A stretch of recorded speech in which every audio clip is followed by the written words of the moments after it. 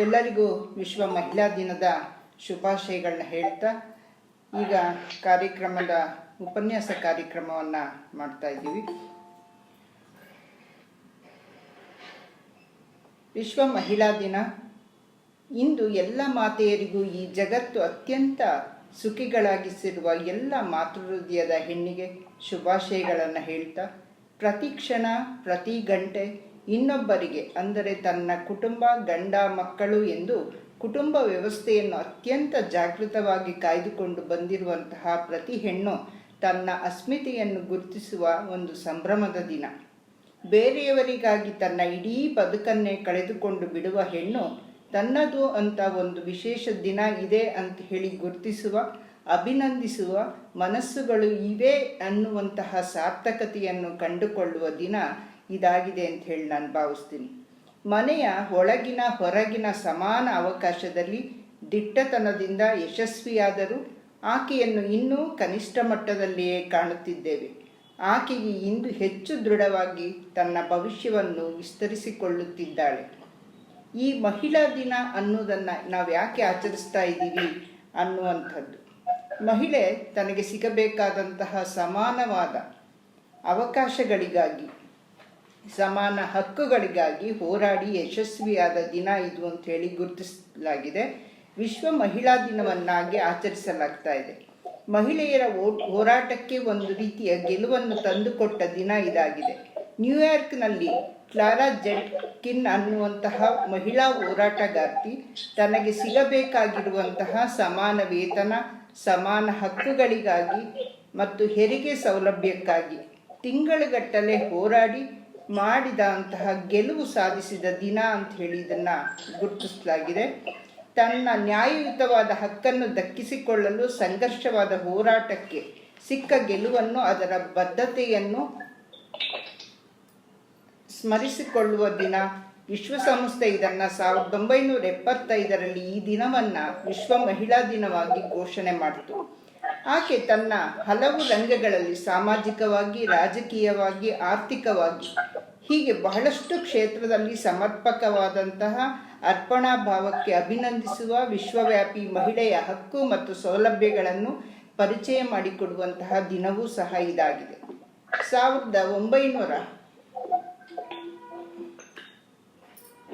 1909ರಲ್ಲಿ February 28ರಂದು ಅಮೆರಿಕಾದ ಸಮಾಜವಾದಿ ಪಕ್ಷವು ನ್ಯೂಯಾರ್ಕ್ನಲ್ಲಿ ಮಹಿಳಾ ಸಮಾವೇಶದಲ್ಲಿ ಕೈಗೊಂಡ ನಿರ್ಣಯದಂತೆ ಪ್ರತಿ ವರ್ಷ ಮಹಿಳಾ ದಿನವನ್ನು ಆಚರಿಸಲು ಇದನ್ನು ಪ್ರಾರಂಭ ಮಾಡಿತು.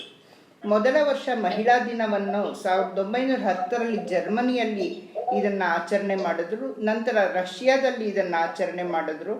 ಮೆಕ್ಸಿಕೋದಲ್ಲಿ ನಡೆದಂತಹ ಅಂತಾರಾಷ್ಟ್ರೀಯ ಮಹಿಳಾ ಸಮ್ಮೇಳನದಲ್ಲಿ ಅಧಿಕೃತವಾಗಿ ಇದನ್ನು ಘೋಷಣೆ ಮಾಡಲಾಯಿತು. ಈ ದಿನವನ್ನು ಮಹಿಳಾ ದಿನವನ್ನಾಗಿ ಆಚರಿಸಬೇಕು ಅಂತೇಳಿ.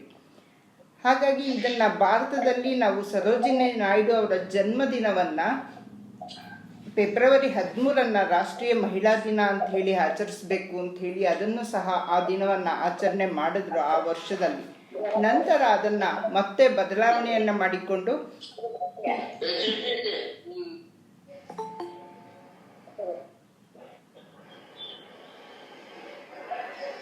ಮಹಿಳೆಯ ಶೋಷಣೆ ಬಹಳ ಕ್ರೂರವಾದ ವ್ಯವಸ್ಥೆಯಲ್ಲಿತ್ತು ಹಿಂದೆ.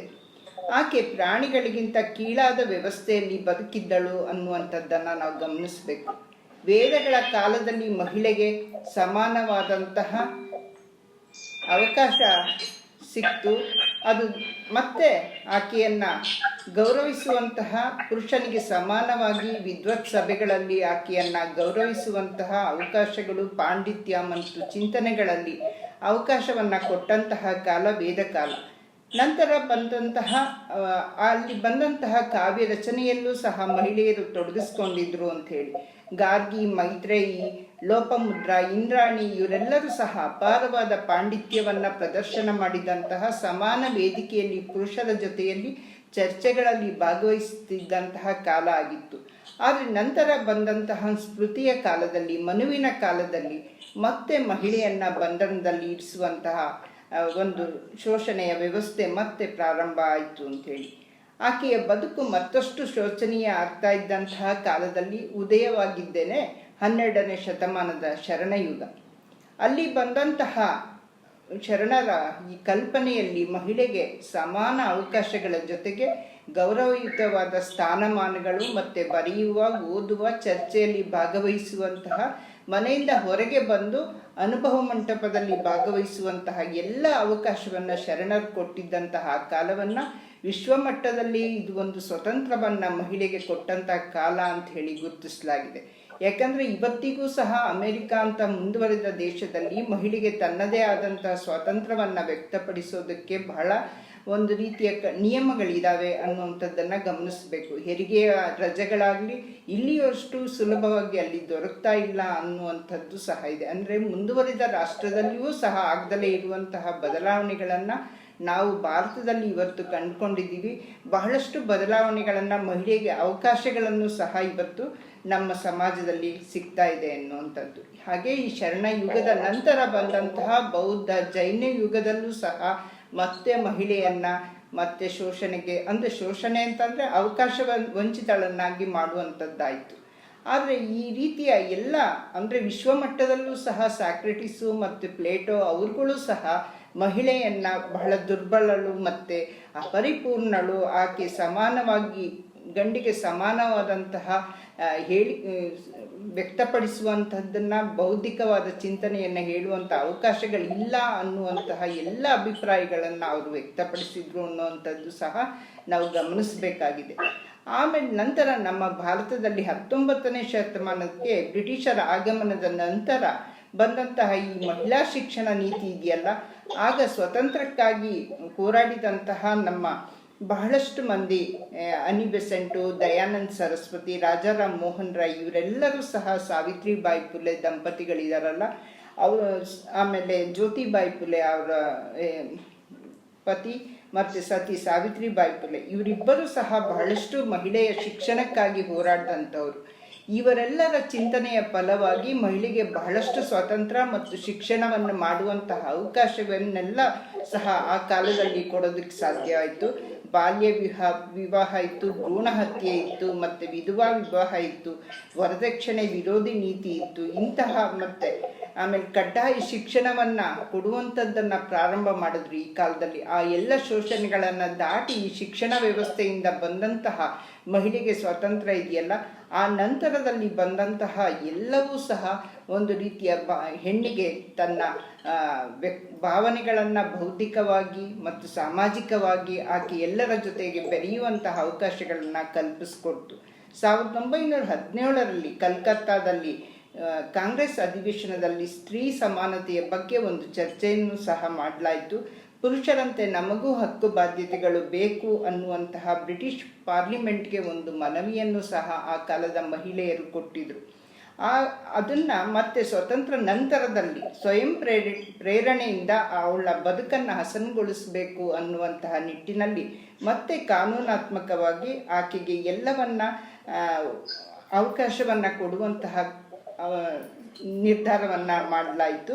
ಇಂತಹ ಎಲ್ಲ ನಿರ್ಧಾರಗಳಿಂದ ಇವತ್ತು ಮಹಿಳೆ ಎಷ್ಟು ಸಬಲತೆಯನ್ನು ಪಡೆದಿದ್ದಾಳೆ ಅಂತಂದರೆ, ಆಕೆ ಎಲ್ಲ ರಂಗಗಳಲ್ಲೂ ತನ್ನ ಸ್ಥಾನವನ್ನು ತೋರಿಸ್ತಾ ಬಂದಿದ್ದಾಳೆ. ನಾನು ಮಾಡಬಲ್ಲೆ ಅನ್ನುವಂಥದ್ದು, ಅಂದರೆ ಕುಟುಂಬದ ನಿರ್ವಹಣೆಯ ಜೊತೆಯಲ್ಲೇ ತಾನು ಎಲ್ಲವನ್ನು ಮಾಡುವಂತಹ ಸಾಮರ್ಥ್ಯ ತನಗಿದೆ ಅಂತ ಹೇಳಿ ತೋರಿಸ್ತಾ ಇದ್ದಾಳೆ.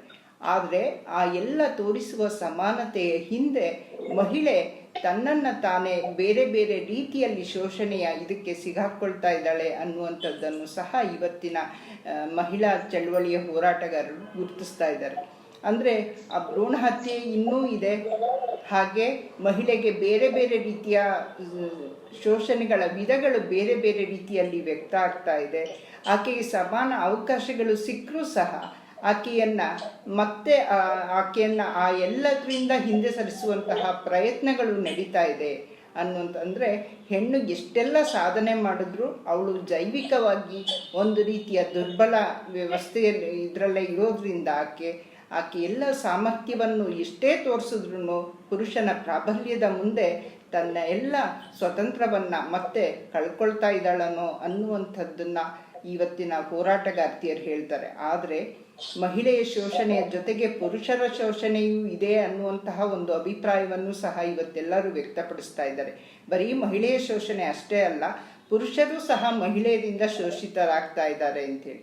ಅಂದರೆ ನಾವು ಎಷ್ಟು ಶಿಕ್ಷಣದಲ್ಲಿ ಮುಂದುವರೆದು ಎಲ್ಲ ಮಾಡಿದ್ರೂ ಸಹ ಒಂದು ರೀತಿಯ ಸಮಾನವಾದ ಅವಕಾಶಗಳನ್ನು, ಸಮಾನವಾದ ಚಿಂತನೆಯನ್ನು ಪಡೆಯೋದಕ್ಕೆ ಒಂದು ರೀತಿಯಲ್ಲಿ ಇನ್ನು ಮೇಲೆ ಕೆಳಗೆ ಅನ್ನುವಂತಹ ಒಂದು ಏರುಪೇರಿನ ಅಂತರವನ್ನೇ ಸಹ ನಾವು ಇವತ್ತು ಕಾಣ್ತಾ ಇದ್ದೀವಿ.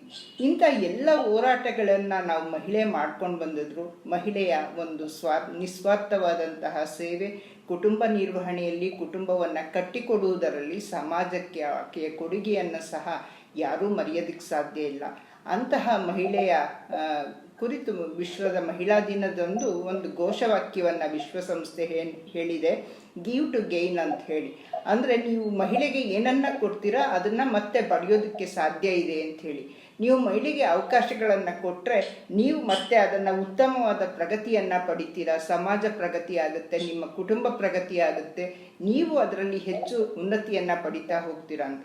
ನಾವು ಬಹಳಷ್ಟು ಉದಾಹರಣೆಗಳಲ್ಲಿ ಇದನ್ನೆಲ್ಲ ಕಾಣ್ತಾ ಇದ್ದೀವಿ. ಅಂದರೆ ಮಹಿಳೆಗೆ ಸ್ವಾತಂತ್ರ್ಯ ಕೊಟ್ಟಂತಹ ಎಲ್ಲ ಕುಟುಂಬಗಳಲ್ಲೂ ಸಹ ಒಂದು ಉನ್ನತವಾದ ಪ್ರಗತಿಯನ್ನು ಕಂಡಿರೋದನ್ನು ನಾವು ನೋಡ್ತಾ ಇದ್ದೀವಿ. ಹಾಗಾಗಿ ಈ ಘೋಷವಾಕ್ಯ ಈ ವರ್ಷದ್ದು ತುಂಬ ಸೂಕ್ತವಾದಂತಹದ್ದು. ಮಹಿಳೆಗೆ ಅವಕಾಶವನ್ನು ಕೊಟ್ಟಷ್ಟು ಅದರಿಂದ ಯಾವುದೇ ರೀತಿಯ ತೊಂದರೆ ಇಲ್ಲ, ಅದರಿಂದ ಹೆಚ್ಚು ಪ್ರಗತಿ ಆಗುತ್ತೆ ಸಮಾಜಕ್ಕೆ ಅಂತ ಹೇಳ್ತಾ, ಇಂತಹ ಒಂದು ಮಹಿಳಾ ದಿನದಂದು ನಾವು ಎಲ್ಲರೂ ಸಹ ಮಹಿಳೆಗೆ ಒಂದು ರೀತಿಯ ಅವಕಾಶಗಳನ್ನು ಕೊಡುವುದರ ಜೊತೆಗೆ ಆಕೆಯ ಜೊತೆಗೆ ಒಂದು ಸಹಕಾರದ ನಿಸ್ವಾರ್ಥವಾದಂತಹ ಭಾವನೆಗಳನ್ನು ಬೆಳೆಸ್ಕೊಳ್ಬೇಕು ಅನ್ನುವಂಥದ್ದನ್ನು ಹೇಳ್ತಾ, ಇಂತಹ ಒಂದು ಅವಕಾಶಕ್ಕಾಗಿ ಎಲ್ಲರಿಗೂ ಸಹ ನನ್ನ ಧನ್ಯವಾದಗಳನ್ನು ಹೇಳ್ತಾ ಇದ್ದೀನಿ. ನಮಸ್ತೆ ಎಲ್ಲರಿಗೂ. ಸುಶೀಲಾ ಸದಾಶಿವಯ್ಯ ಮೇಡಮ್ ಅವರಿಗೆ ಧನ್ಯವಾದಗಳು. ವಿಶ್ವ ಮಹಿಳಾ ದಿನದ